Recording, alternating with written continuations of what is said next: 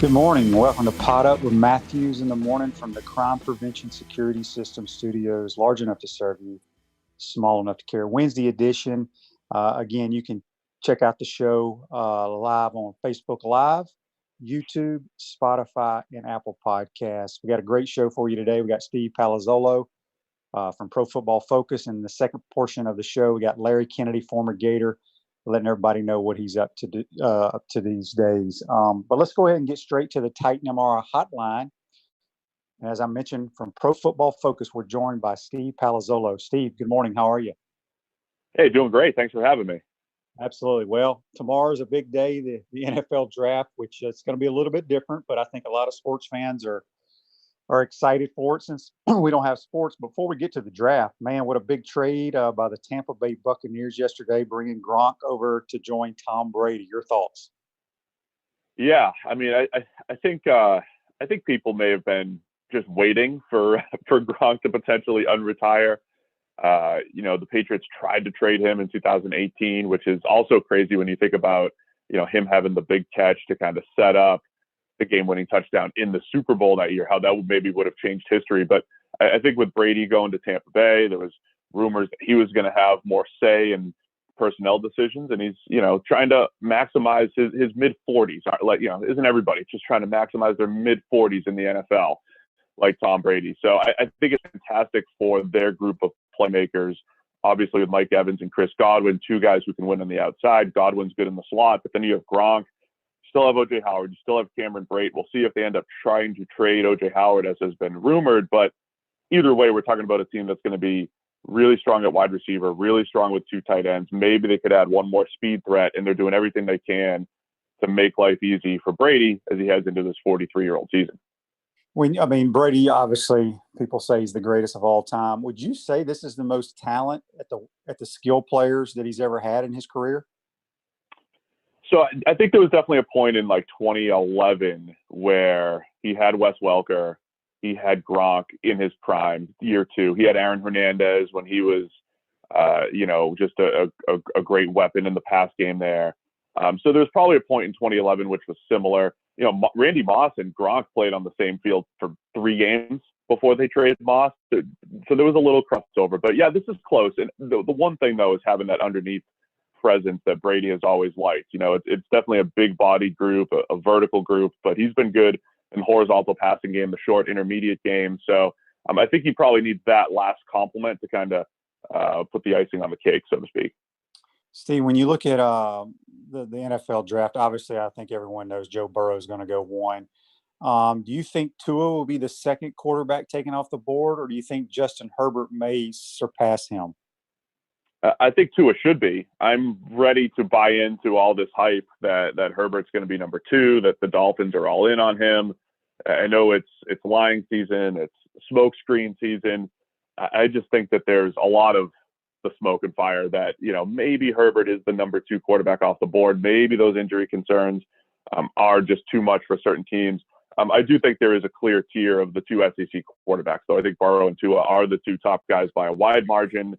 I think Herbert, Jordan Love, some of those other guys are more developmental type of options, late first or second or day 2 type of options. So Tua should be, but I'm starting to buy in that maybe some teams are really looking at Herbert as QB2. We're speaking with Steve Palazzolo from Pro Football Focus. Y'all break down pretty much every play of every college player, every NFL player.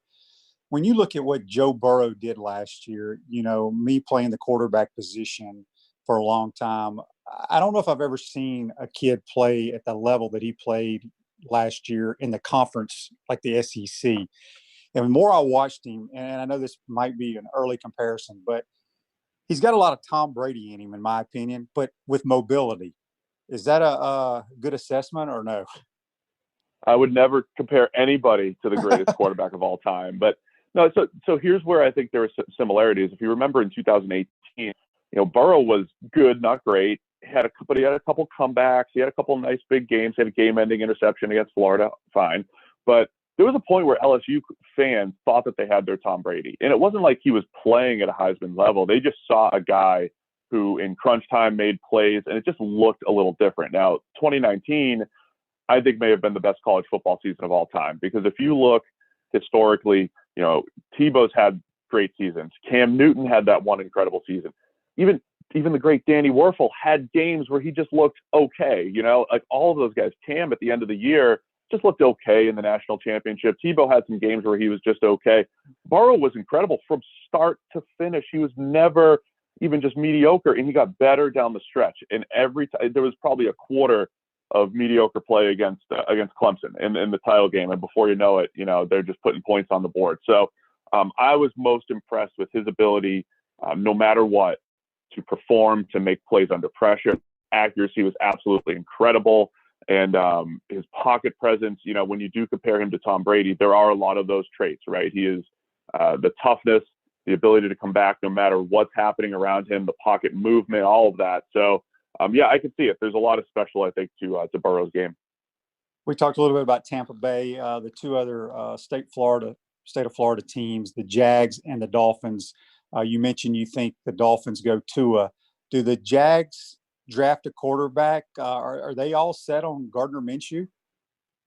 Yeah, I think so. Here's how I interpret the Jaguars. If Tua ends up falling, if the medical ends up being way worse than we considered, so Miami passes on him, the Chargers pass on him, even the Panthers pass on him, right? I don't know if the Jags can pass on him at 9. I don't know if the Jags are actively looking, but I do think there's probably enough in recent history that says, yeah, maybe we sat on Blake Bortles a little bit too long. Maybe we weren't looking enough when the Patrick Mahomes and Deshaun Watsons of the world showed up. So I have a feeling that's going to be their recency bias that says, look, if Tua falls into our lap, we're just going to make that move, but we might not be actively pursuing him. They're the team where if, Herbert fell, I wouldn't mind them just taking a shot because they got the 2 first-round picks. And, I think for Miami, Tua should be the play. It's just a matter of how they manipulate things in the top 5, or if they are all in on Herbert. He's just a more accurate quarterback. He's just a better all-around quarterback than Justin Herbert. And I think the floor for Tua, even with the injury concerns, is still higher than what Herbert brings to the table. Herbert, he's 6'6", 237, big arm, but that doesn't necessarily mean upside because he's just got a ways to go. I agree. We're speaking with Steve Palazzolo from Pro Football Focus on the Titan Tomorrow Hotline. Before we get into the Gators that are going in this draft, I thought the best player in the Southeastern Conference besides Joe Burrow, the quarterback, was Lynn Bowden from Kentucky, who basically is a great wide receiver, but they stuck him at quarterback, and he still dominated a lot of defenses. Where do you see him going in this draft, and what position? He's probably going to be a slot-type receiver, but where do you see him going in this draft? Yeah, we're actually back and forth saying, is he a slot receiver? Do you give him some running back snaps? He is one of the types of players that the NFL will find a way to use. I think it'll take a team, like the Ravens. Imagine putting him in Baltimore, where they're already playing a different game as far as keeping defenses off balance, keeping offenses off balance with what they do defensively. So I think it'll take a team that has a plan for him, that wants to tap into some of that creativity. Not that you're going to have him throwing the ball around, but you're going to tap into just getting the ball into his hands, whether it is from the slot, putting him into the backfield, put him in the backfield with with a mobile quarterback just to keep defenses off balance. So I think the thing that's going to be tough is, teams will put him on the board as a wide receiver where the receiving class is about 20 deep. I would take a team that has a very specific plan for him, start him out as a gimmick type player, and see if he can, develop again as a wide receiver where he was still really, really productive in the SEC. Looking at the Gators, obviously C.J. Henderson, a junior coming out. How did y'all rate him, and do you think he'll be a top 10 pick as a corner? Yeah, the rumors are strong that he's going to end up in the top 10, and we're all about cornerback value as a position that we would actually value higher than edge rusher. So, we don't think it's crazy to see corners go in the top 10. Henderson had a down year for us from a grading standpoint. Last year, he was very good in 2018. I think my concern about his game, for a guy that is so talented, he moves well. It's kind of the story of the cornerback class. Here's the 6-foot+ guy who moves well and can play every type of coverage. That's Henderson, and there's a few other guys in this class that do that. His athleticism at the catch point's great, but there was just too many times he's just letting receivers stack him, letting them get in phase a little bit too quickly, and kind of playing with fire. So I think he's just got to tighten up some of those lulls, so to speak, from a snap-to-snap basis. But yeah, he certainly has all the physical tools. A lot of rumors that people like him as the first cornerback in the class. I'm not sure if he's better than Jeffrey Okudah from Ohio State, but we have him as We have him as number 3, just behind. We actually love Christian Fulton from LSU, but it's close. And yeah, we think he has all the tools to succeed. And I think he can play any scheme too. I like the way he plays off coverage. I think he can play press man. So that adds to his versatility at the next level as well. Looking at a couple of the other defensive players from Florida, John Grenard, who was the transfer, had a tremendous year. How do you see him fitting into the NFL game?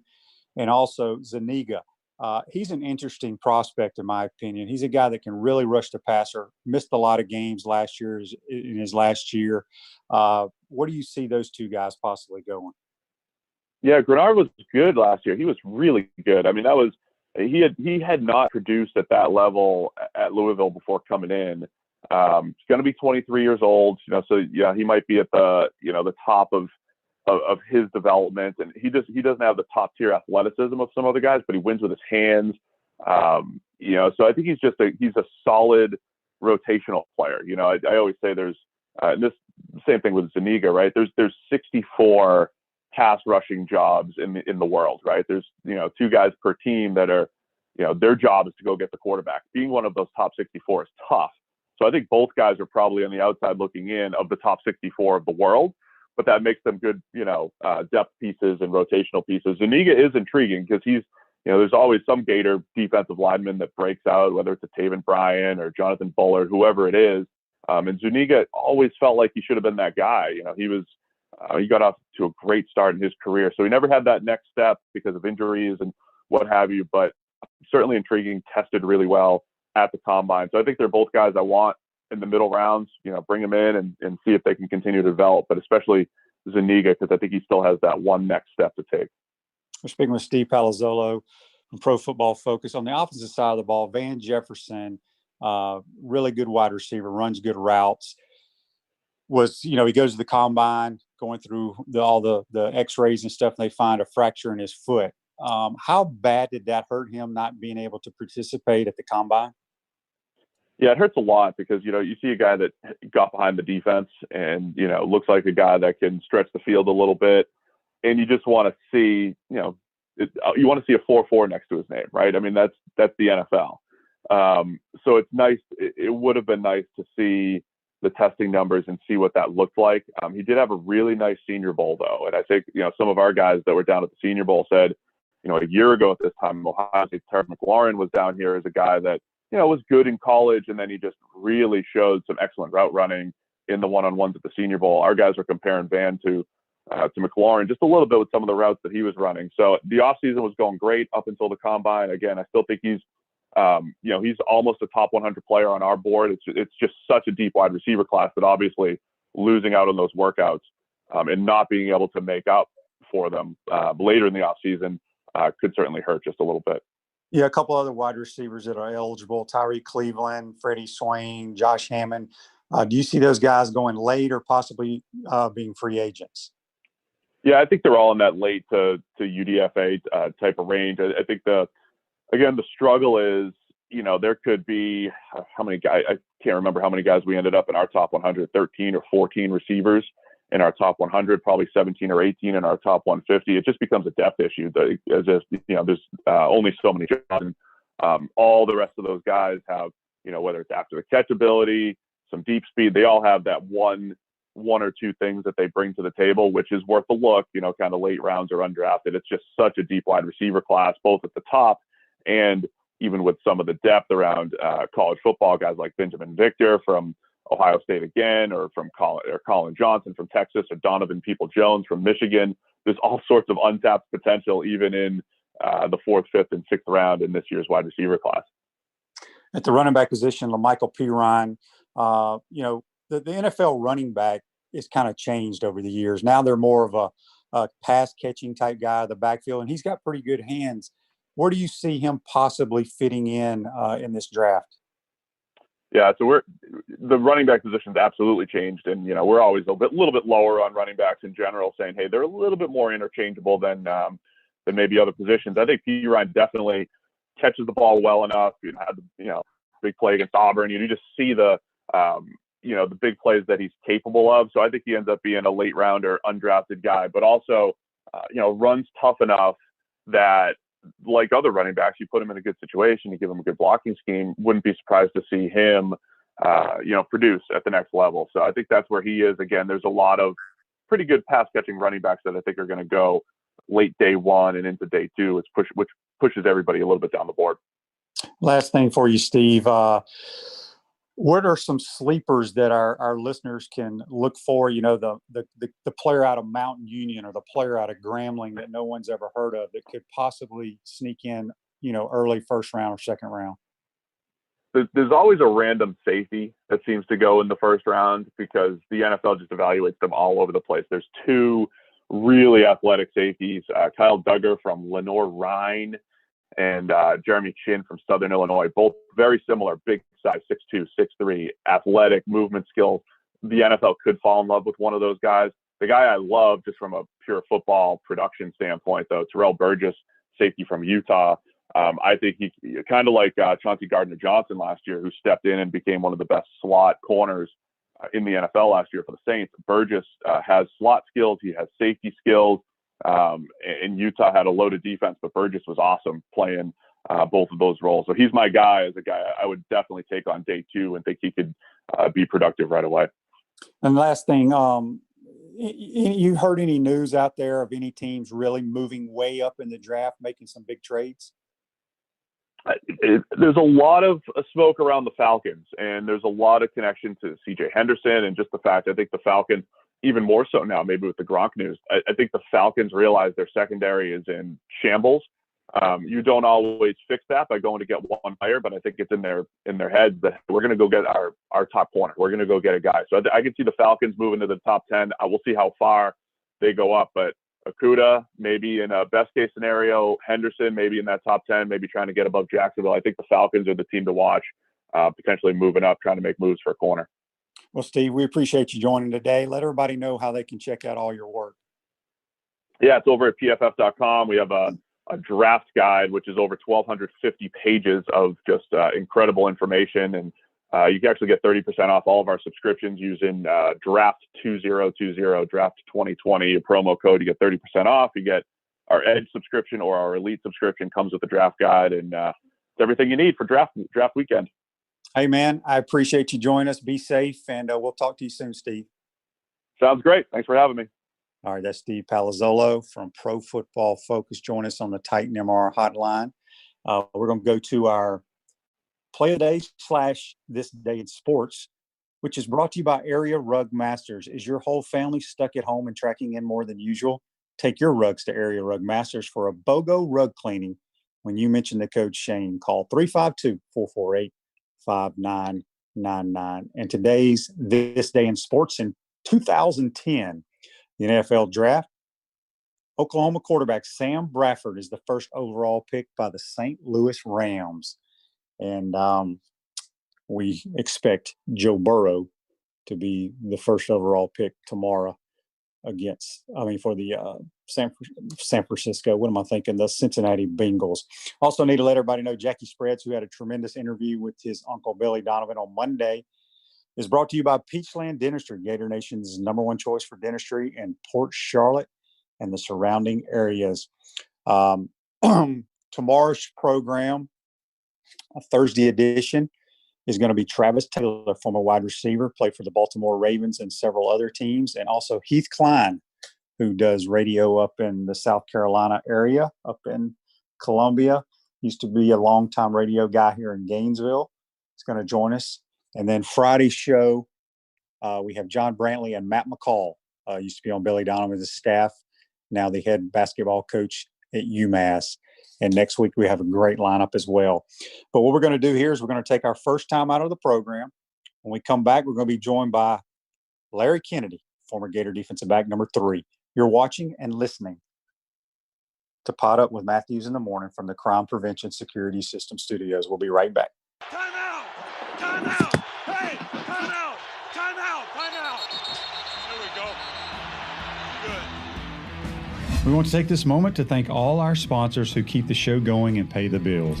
Let's give them something to cheer for now. Our Gridiron sponsors are Crime Prevention Security, small enough to serve you, large enough to care. Titan MRI, Gainesville's only locally owned and operated MRI facility. Peachland Dentistry, Gator Nation's #1 choice for dentistry in Port Charlotte and surrounding areas. Area Rug Masters, your #1 choice for rug cleaning. And Pound Hurt, preferred personal injury attorneys. Shane. Our touchdown sponsors are Gator BTW, Campus USA Credit Union, Celebration Point Town Center, Tropical Smoothie Cafe, I got you, The Larry. Keys Grill and Piano Bar, UF Mover Guys, The Digital Mortgage Guy, Adams Ribs, Cloud9 Spa, Cold Stone Creamery, Gator Dominoes, Celebrate Primary Care, Center State Bank. If you are interested in promoting your business on the show, you can visit our website, potupwithshane.com, and click on the advertise button or call Freddie Wiebe at 352-284-3733. Again, thank you for all the great businesses that support the show.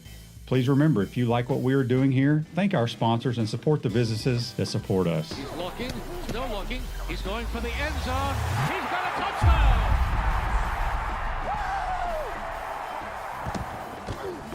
Welcome back to Pot Up with Matthews in the Morning from the Crime Prevention Security System Studios. Large enough to serve you, small enough to care. It's Celebration Point.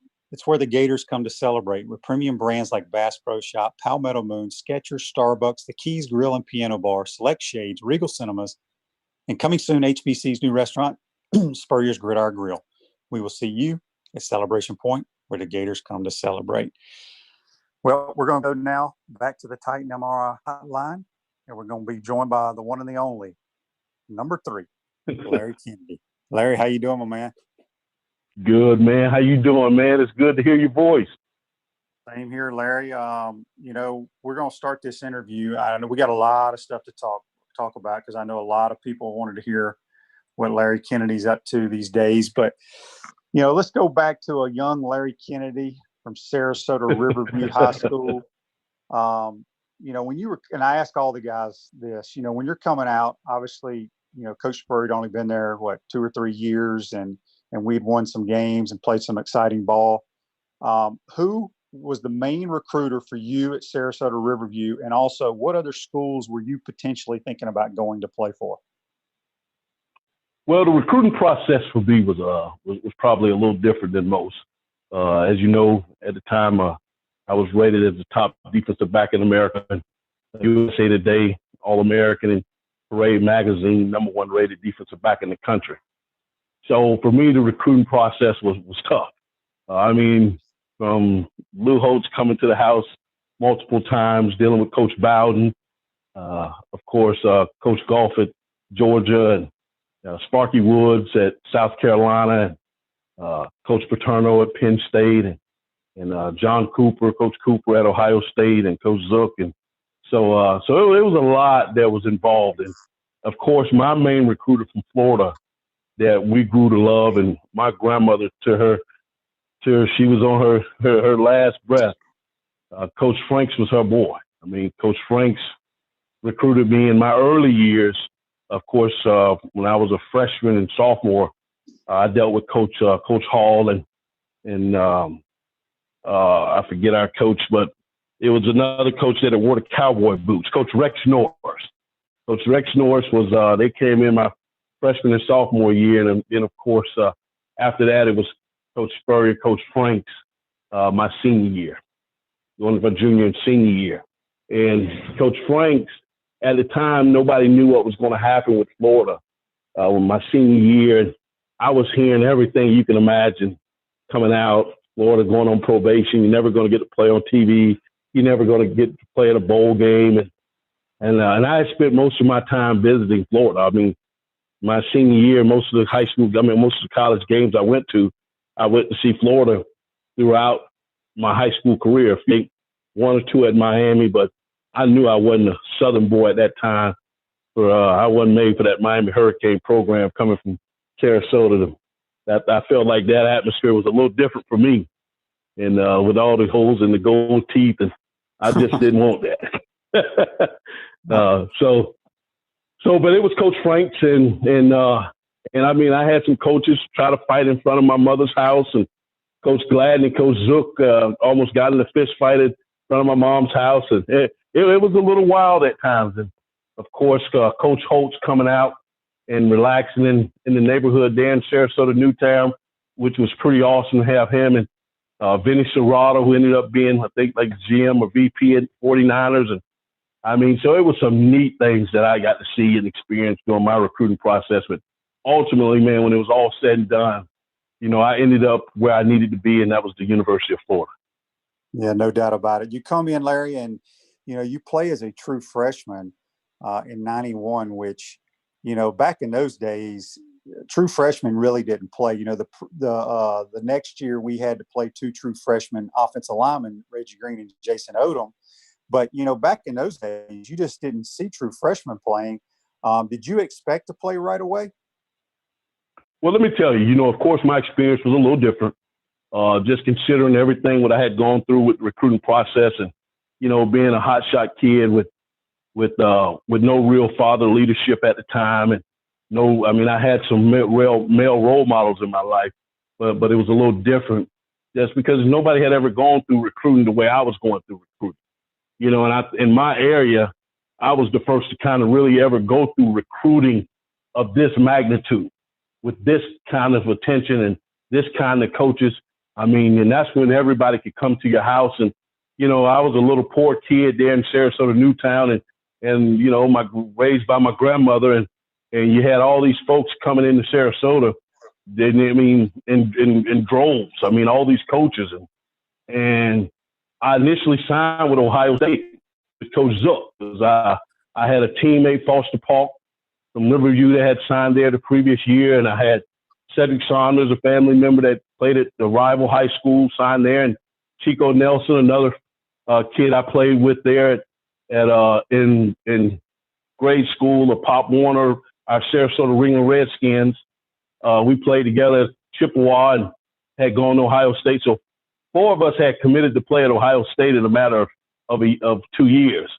Mm-hmm. And, you know, my grandmother had a heart attack there right before I was supposed to go to school. Some things happened. And of course, my homecoming queen at the time, of course, one of my best friends in high school, Melissa Beecham, who is now Melissa Spurrier, of course, she always wanted me to go to Florida. And Coach Franks, who we thought near and dear of, I mean, that was just our guy. I mean, so I lived in Columbus for a few months, man, and I was cutting down trees in the winter. And I say, man, this is something that I do not want to do the rest of my life. And if they think I came up here to do this, they're crazy. So I ended up getting a hold of Coach. I ended up getting a hold of Coach Franks, man, there, and I ended up signing back with Florida there in January, and the rest is history. And of course, Coach Zook ended up coming, and of course, everybody thought Coach Zook and I were a package deal from Ohio State. But I was a Florida boy from day one. I always wanted to be at Florida. And of course, when all they got was a slap on the wrist and no real probation there, you couldn't win the SEC championship in '90. But that didn't bother me after that point. It was time for me to be in Gainesville. And when I got to Gainesville, I told E-Red, I sat in there on my visit, and I told E-Red, I said, I'm coming in here to start, dude. I'm hungry. I don't want to go back to where I came from. And I'm coming here to take somebody's job. And E-Red to this day talks about how this hotshot freshman came in here talking trash and said he was going to start as soon as he walked on campus. And lo and behold, man, I came in there to compete. I really didn't care who was there at that moment. I came in there to show why I was rated the #1 defensive back in America, and I came to show my stuff. And Coach Zook and I was kind of at odds when I got there because even though he was named defensive back coach in D.C., we were kind of at odds because I didn't like – Coach Zook was kind of tough at times. And of course, you know, I still had some of that showboat in me. And but at the end of the day, man, I got there, showed my stuff, and I won the position. And I had some great mentors there early with Sam Scavella, who I was competing against, and Dale Spear playing that other corner. And of course, you had Lawrence Hatch coming in. He was the #1 JUCO defensive back from out in California. And so we had some guys that was competing for the job. And Sam Scavella ended up starting ahead of me there in the first game of my career. and I think it was San Jose State. But Sam Scavella ended up starting in front of me, and on the road, he was kind of my roommate there when we would go on the road, and I ended up winning the job and starting the second game of my career, which was Alabama, and the rest was history. I started 50 games straight, but I had a different mentality and a different hunger when I came in there, and I saw no other way but to be the starter. We're speaking with Larry Kennedy on the Titan MR hotline. If you got a text for Larry, send it to us at 352-353-7465. We have a Pound Hurt Facebook Live comment brought to you by your Pound Hurt, your preferred business interruption attorneys. And it comes from Scott Gordon. He says, Larry Kennedy's interception against Tennessee in 1991 changed Gator football forever in the swamp. Talk a little bit about that play, my man. Well, I'll tell you, Shane, and I commend you too, because, I mean, to me, you were my quarterback. I mean, I know I played with other quarterbacks in Florida, but my first experience and seeing what a Florida quarterback was supposed to be and a winning quarterback and a winning attitude and the fun and gun offense, it was all about Shane Matthews to me. And but I tell you, that Tennessee game, going in, of course, Coach Zook gave me the assignment that I was going to be on Carl Pickens, who at the time was one of the top athletes in college football, considered the top receiver in college football. It was a primetime game. It was my first primetime game coming off of the 35-0 victory over Alabama with Saran Stacy, but they didn't really throw the ball. I laugh because Dabo Swinney was on that team, and we laugh about that even to this day. And their chief of staff was on that. I mean, he was the receiver coach, and I work with those guys down at Riddell now, down at Clemson. So we talk about that game, but moving into that Tennessee game, game 3 of my career, of my young career, and the pressure that they put on me. And to me, I felt I was the best. I knew I was the best, and it didn't matter. And put me on him, Coach. Give me the assignment man to man. And Coach gave me the assignment, and I took on the challenge. And when it was all said and done, I think you knew what happened there. I mean, pick 6, it sealed the victory. I think it put us in the lead for the SEC championship, and the rest of the season kind of took care of itself. Larry, we just got a text on the Titan MR hotline from Susan. She wanted to know, what was your favorite game that you played in as a Gator? Well, of course, that Tennessee game is going to always rank up there at the top. The unfortunate thing, I think, with the Tennessee game, it set the standard so high and the bar so high for myself, for the secondary, for my future, that no matter how good I played from that point forward, it either had to be of equal or greater games. And but I felt like that was the game that really started it all. But the game that I loved the most, I think, was playing in Knoxville in '94 with Todd Helton, and they brought in a young Peyton Manning, and we sent him back to the bench, and we sent Helton to end up playing baseball or something. And I think we beat him up there 31-0 in front of a packed house. And it was always great going to play in Neyland Stadium and up there. But that was probably my favorite game, the 31-0 against Tennessee my senior year, and probably the 14-9 victory my freshman year against Florida State. Yeah. Speaking of '94, you were the team captain that year. Talk about that season and what that year meant to you. Well, I'll tell you, of course, being a team captain, that was very important. Regardless of everything else, all the accolades, you could be All-American, you could be an All-SEC, you could be a lot of things while you're at the University of Florida. But being selected as team captain, kind of have your name sketched in stone there as one of the leaders of one of America's best university, greatest university. Of course, one of the storybook programs in college football, and knowing that one point in time, that was your team and you led those guys out to victory.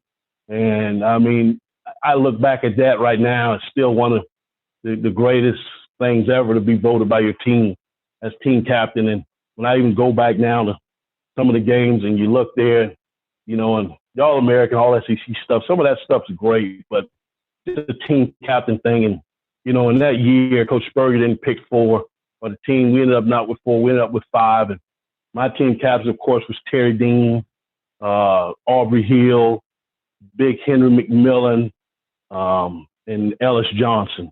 And so we had a great group of seniors and a great class, man. And, you throw in Kevin Carter there, some of those guys. I mean, Eddie Lake. We had some guys, and we had a strong bond amongst the players and amongst our group.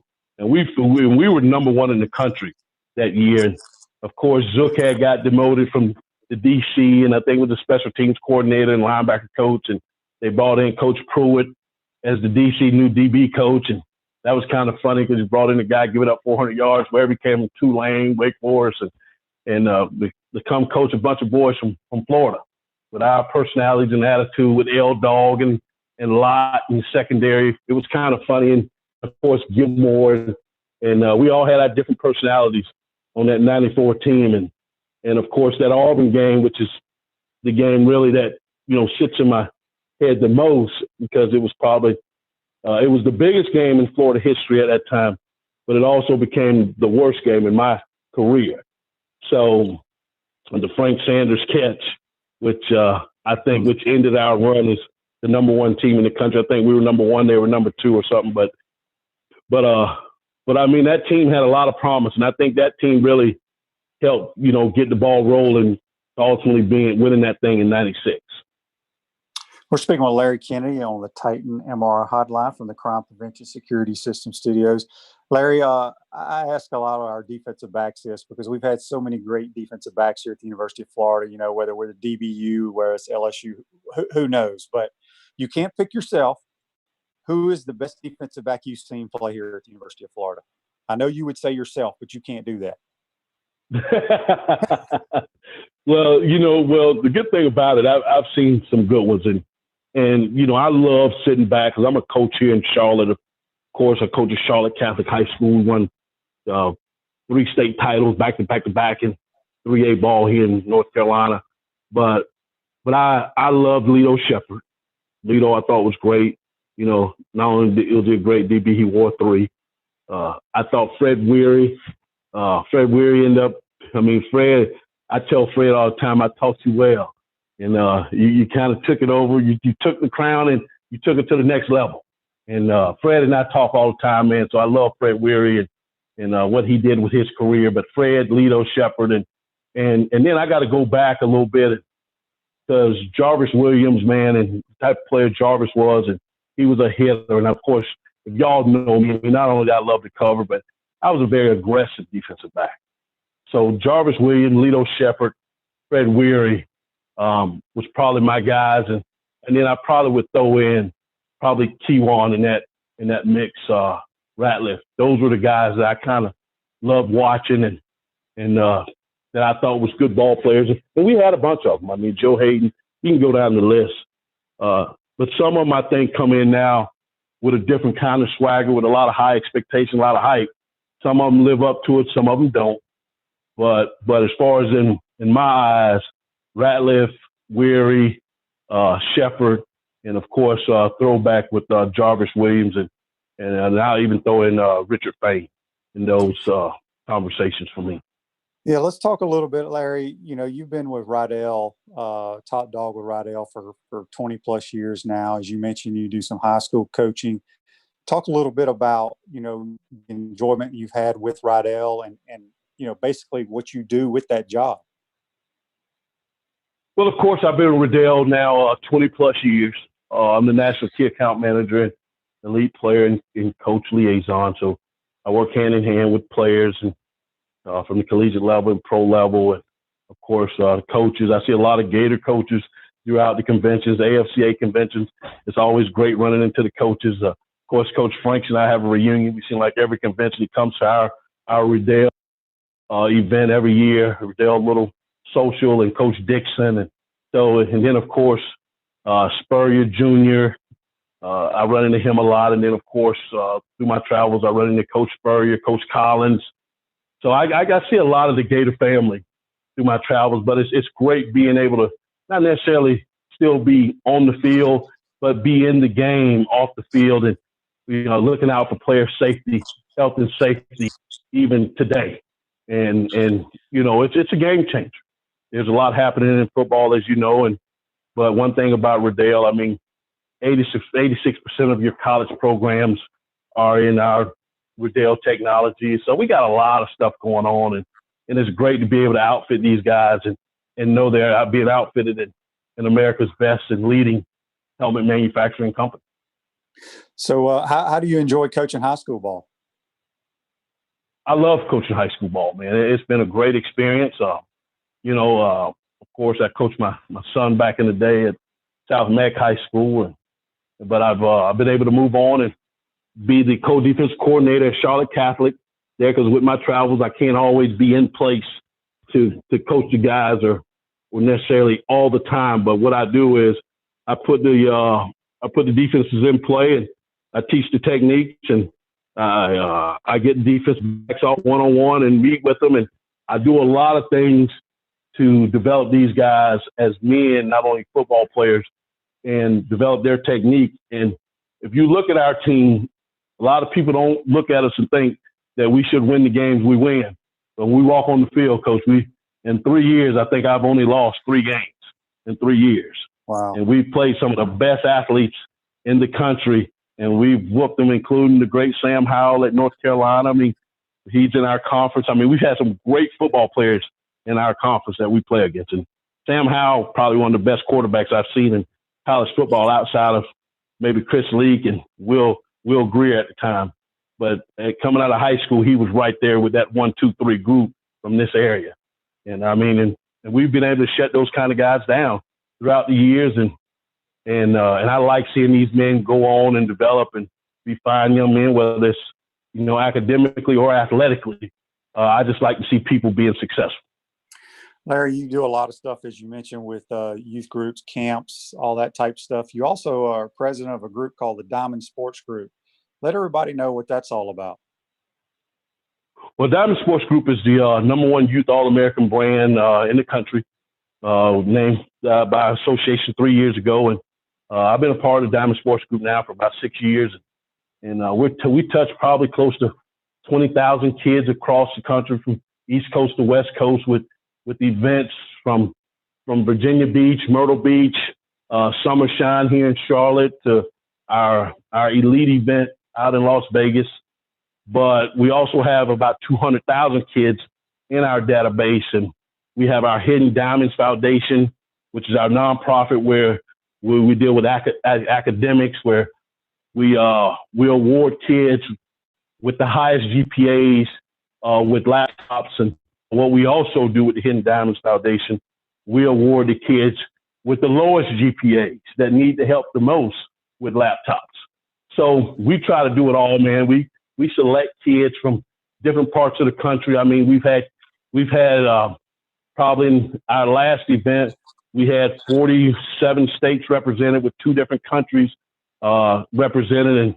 And so we got kids coming from all over the country, and in that case, all over the world to play in our events. And our events are well attended. And we got a scouting team that's involved that help pick the kids, but we also have a selection committee that people send stuff into our Diamond Sports Group website and our Facebook page. And we got a whole team of folks that's involved with the selection process of getting these kids involved in our 2021 and 2022 classes that played in Diamond that are now getting ready to be 2021, 2022. We probably have 15 to 20 kids that played in our event that are Power 5 offer kids. That's already got major Power 5 offers, and none have committed. But to see those guys getting the offers, and we don't just deal with the Power 5 guys. We like to deal with the serious athlete, the serious parent, because we truly want to help those people through the process and develop their kids. Because that's the biggest thing, is a lot of people just don't know the process. They don't understand the process. You got a lot of trainers out here, a lot of people out here that's saying a lot of things, social media. Everybody puts out propaganda. Everybody reads stuff and just posts it. And so from just posting, people think people know what they're talking about. But a lot of times they don't. what we try to do is give them the real answers, the real reasons, and make them understand the real process. And this is a great game. Football is a great game. But I tell you, it's a tough game. It's a life learning game. And you know what? Everybody's not a college football player.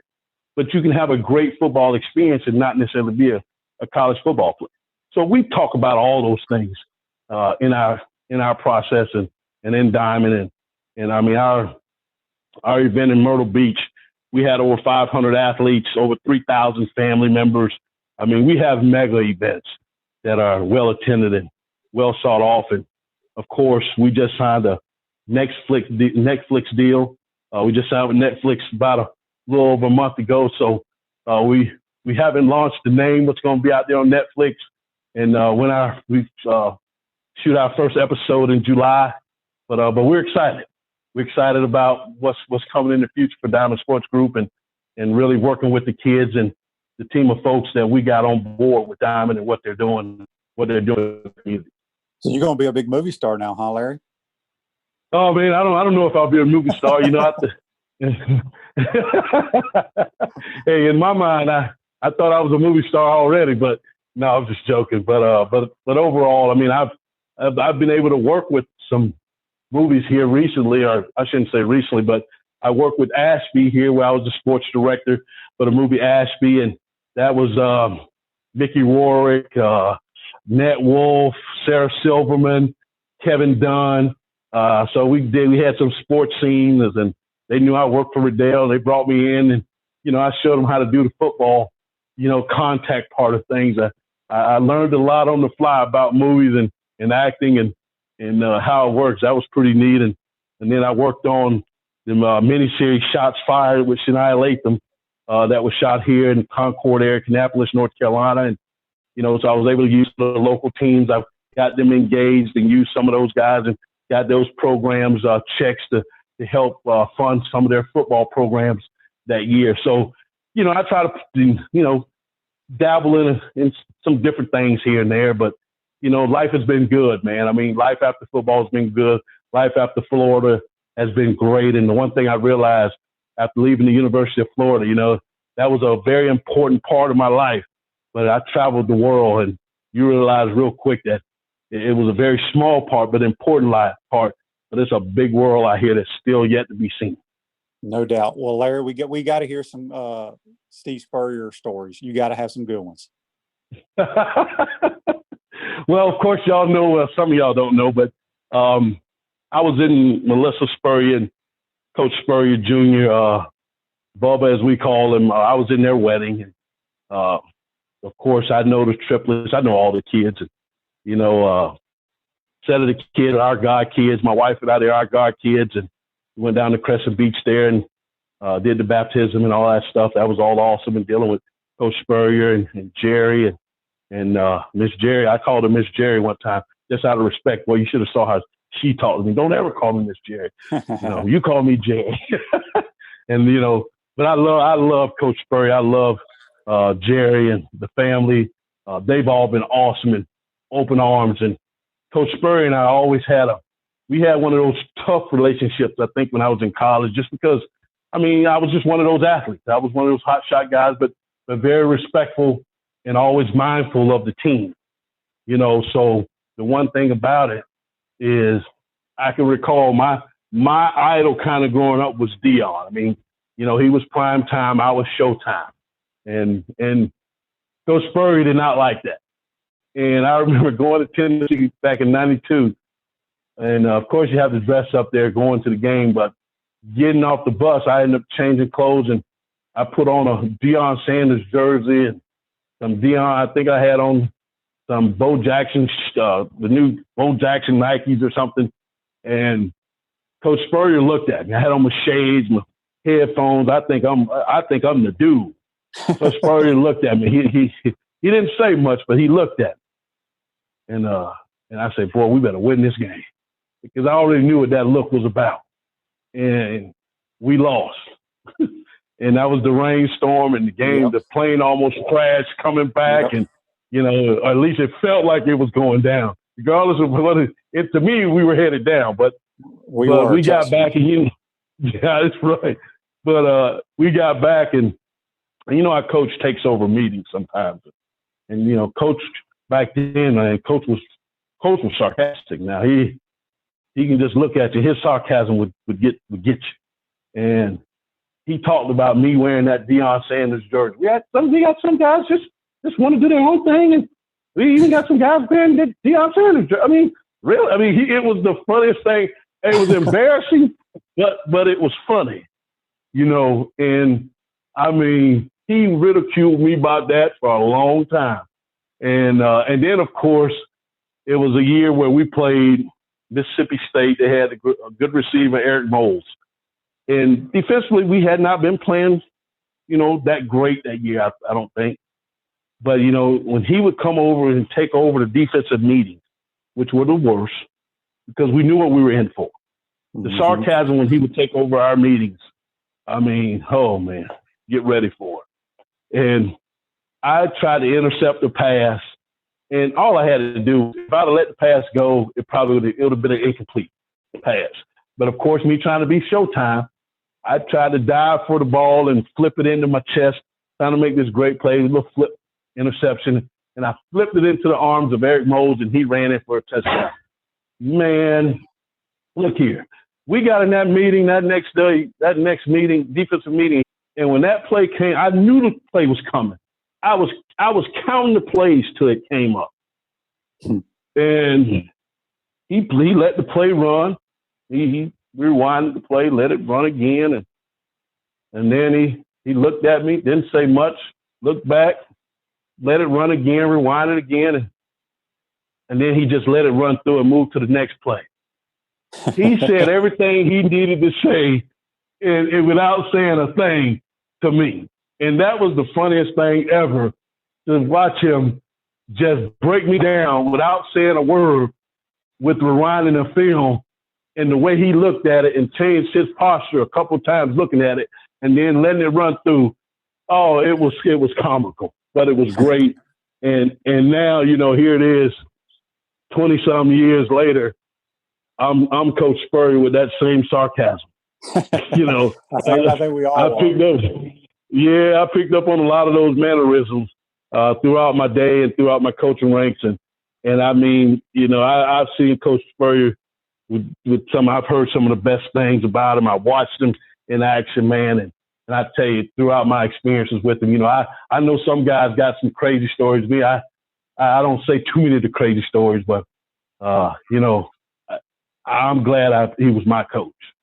No doubt about it. For me, I'll never change my Florida experience. And the only thing, if I could ever change one thing, Shane, what's that? And if he's listening, Chris Harry, I would get at him.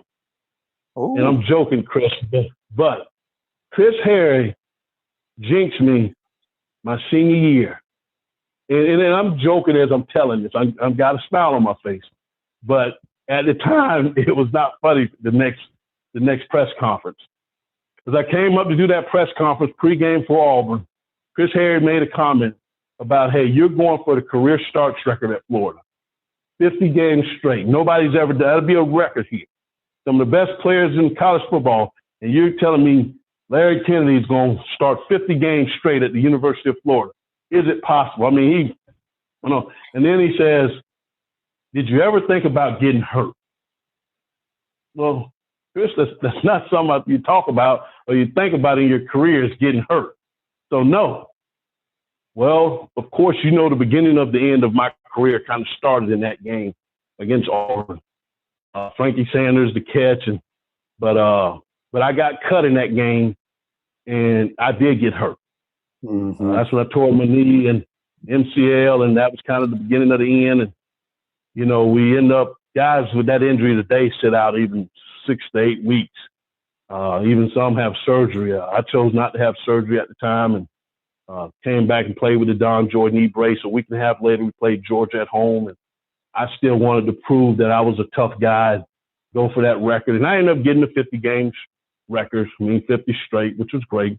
And I think nowadays, the guy playing in my position, he's not going to be in school that long. He's going to leave early. Right. But, I mean, I think it ended up somebody tied it, the center, I forget his name there, I think he's from Orlando, was able to tie it. But I mean, you know, I ended up re-injuring my knee at the East-West Shrine Bowl that year, and that was kind of David Allen tried to come over top there at Stanford Stadium and hyperextended my knee, and you know, I kind of couldn't run at the combine, failed the physical, just wasn't the same athlete anymore. I mean, you know, I stayed in pain there for pretty much the rest of my football career until I got out here in the workforce with Riddell, and I ended up getting surgery and kind of getting that thing taken care of after the fact. But Chris Harry, he'll talk about that to this day. But I think everything happens for a reason, man. I wouldn't change it for the world. I wouldn't change coming back, doing the things I did at the University of Florida. Because there was a time there I was talking about coming out early, and Coach Spurrier thought that wasn't a great idea. And so, I mean, so you come back for all the right reasons, and I think I did, and I think my life turned out all right, and I'm doing pretty well here. I jet set around the country, and I work with kids. I work with professional and collegiate athletes and coaches, and I live a great life. No doubt about it. Well, Showtime, we're running out of time, my man. You're a great guest. We'll have you back on. We appreciate you joining the program, Larry Kennedy. You be safe out there, and we'll talk to you soon, buddy. Hey, thank you, Shay, man. We'll talk later. All right. That's Larry Kennedy. That'll be a wrap for our show today. Hey, folks, tomorrow, Travis Taylor and Heath Klein. Be safe out there. We'll talk to you tomorrow. Take care.